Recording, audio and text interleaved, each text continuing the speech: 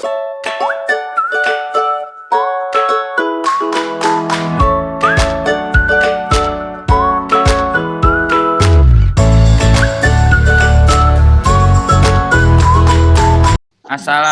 warahmatullahi wabarakatuh. Waalaikumsalam warahmatullahi wabarakatuh. Baik, sebelum memulai pembelajaran, mari kita berdoa. Silakan rahasia untuk Di tempat duduk. Siap, gerak. Berdoa dalam hati mulai. Doa selesai. Kepada Pak Guru, beri salam. Selamat pagi Pak Guru. Selamat pagi semuanya. Lagi Pak. Ya, bagaimana kabar anak-anak hari ini? Alhamdulillah Pak. Sehat.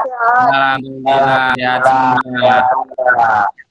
Pak Arif kemarin orang yang pertama Carlo,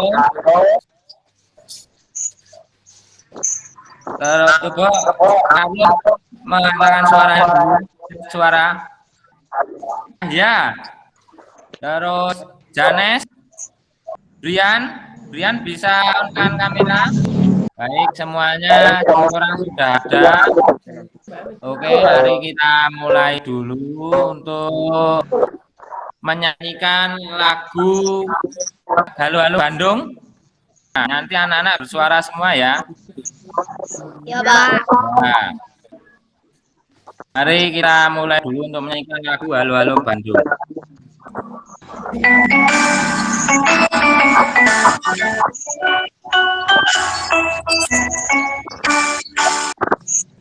Halo, halo Bandung, mari ku rebut kembali.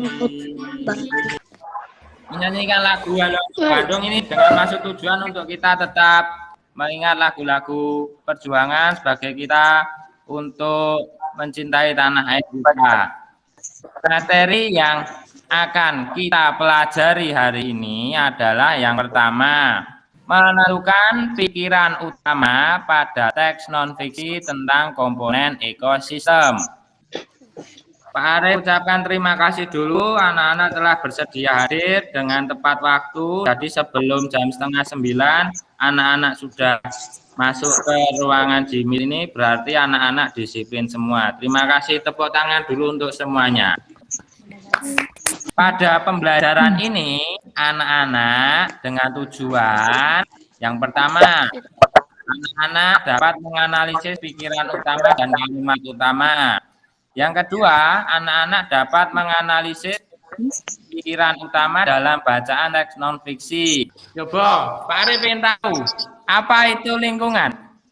Ada yang bisa menjawab tidak? Kita kan ada lingkungan sawah, ada di lingkungan sekitar. Nah, maksudnya itu lah. Kita mengenal kata-kata itu. Apa yang dimaksud dengan lingkungan? Habitat. Boleh, habitat. Coba, apa itu lingkungan? Tempat tinggal Pak. Tempat tinggal, boleh. Ada yang menjawab lagi? Lingkungan itu adalah segala sesuatu yang ada di sekitar kita dan saling mempengaruhi satu sama lain. Nah, ada berbagai komponen biotik dan abiotik. Begitu. Untuk mengetahui berbagai macam lingkungan dan ekosistem, banyak anak-anak juga perbanyak membaca. Nah, untuk mengetahui sebuah bacaan, anak-anak harus bisa menentukan pikiran utama pada sebuah teks atau paragraf. Nah, apa beda antara pikiran utama dan kalimat utama? Ada yang bisa menjawab apa bedanya antara pikiran utama dan kalimat utama? Pikiran utama adalah ide utama dari sebuah paragraf. Pak Arif memberi contoh. Ini ada sebuah paragraf. Paragraf dengan judul Suku Bangsa di Indonesia. Coba Pak Arif pengen mendengar suaranya Rafa. Sejak dahulu kala bangsa Indonesia agaman kalimat Bhinneka Tunggal Ika pada lambang negara Garuda Pancasila. Pada contoh di atas, kita mengenal paragraf deduktif ya, kalimat utamanya ada di awal paragraf. Ini kalimat itu dari yang berwarna hijau ini sampai titik. Untuk mengetahui perbedaan antara kalimat utama dan kalimat dan gagasan utama, mari kita lihat video dulu. Assalamualaikum warahmatullahi wabarakatuh. Terdengar semua?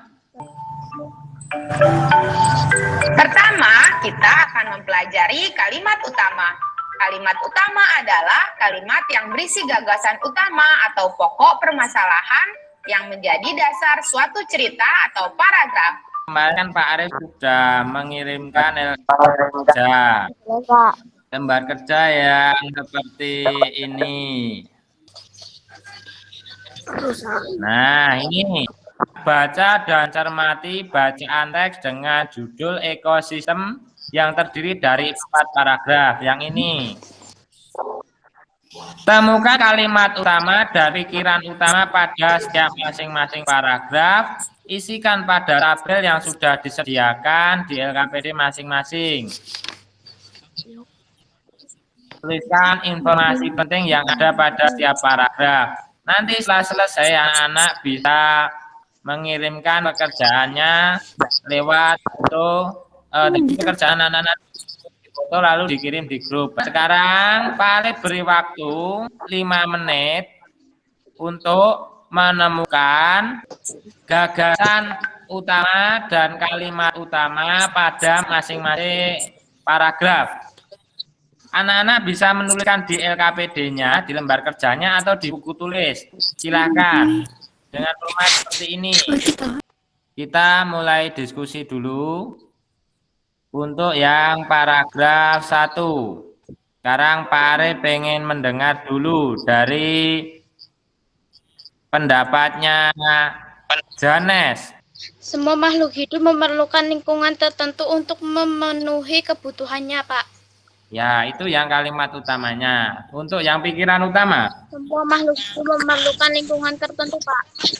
Coba dari Rangga. Semua makhluk hidup memerlukan lingkungan tertentu untuk memenuhi kebutuhannya.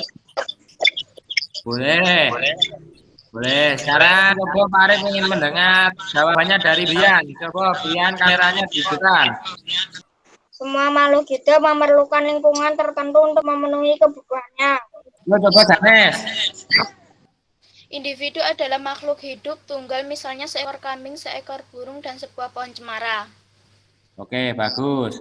Itu kalimat utamanya. Sekarang gagasan utamanya. Individu adalah makhluk hidup tunggal. Bagus, cepat sekali. Untuk selanjutnya, kita anak-anak akan melihat dulu video mengenai perbedaan karnivora, herbivora, dan omnivora. Adik, kali ini kita akan belajar tentang pengelompokan hewan berdasarkan jenis makanannya. Kami materi dari video tersebut. Jangan ingat lelahnya belajar, ingat buah manisnya yang bisa dipetik kelak ketika sukses. Terima kasih. Sudah lihat semua? Sudah. Ayo. Sudah, Pak. Baik. Sekarang kita lanjut ke LKPD 2. Nih, dengarkan petunjuk dari Pak Arif. Membuat pertanyaan dan mengkategorikan hewan berdasarkan jenis makanan. Nah, nanti anak-anak silakan membaca teks berikut, yaitu jenis makanan hewan. Nanti anak-anak membaca ini, lalu anak-anak diminta membuat 3 pertanyaan dari bacaan di atas. Maksudnya anak-anak membuat pertanyaan yang nanti jawabannya ada di teks ini.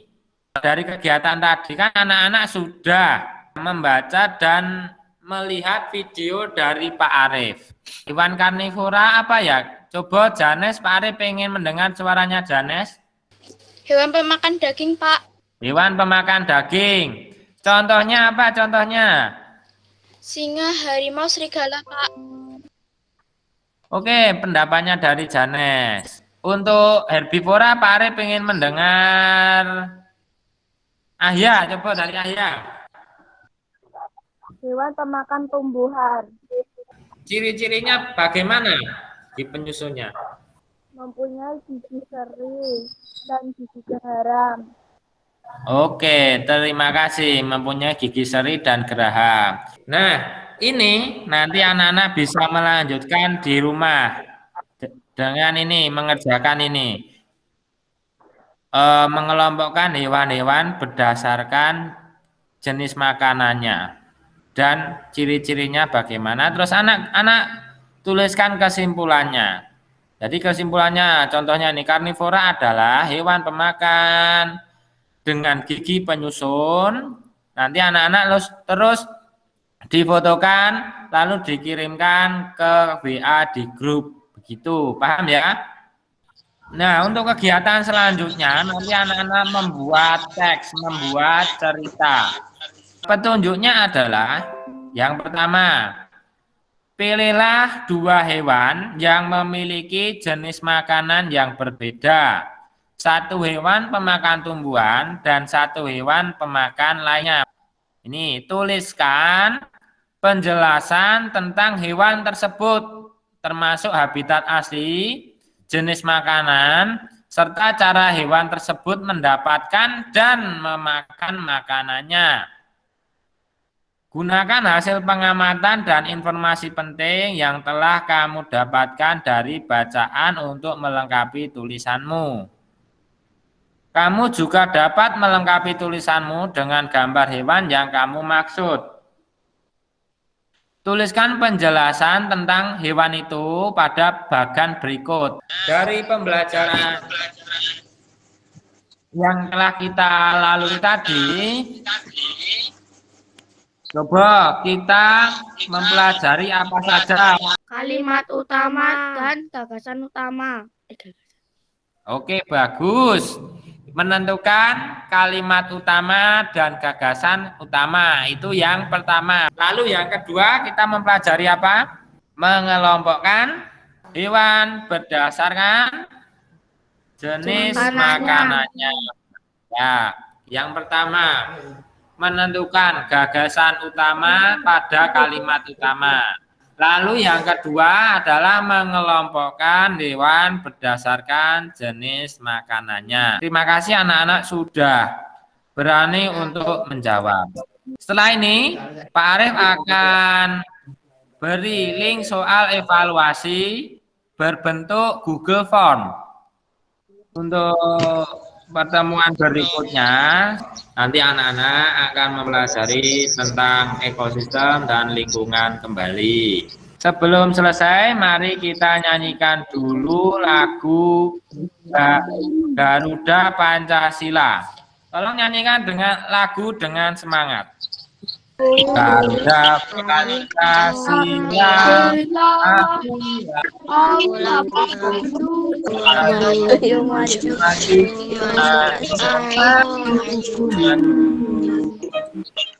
Oke, terima kasih untuk pelajaran hari ini.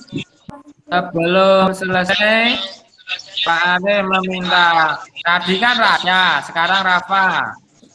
Di tempatnya. Tadi mulai. Berdoa saya. Pak Guru beri salam. Nama saya Pak Guru. Pelajaran kita akhiri.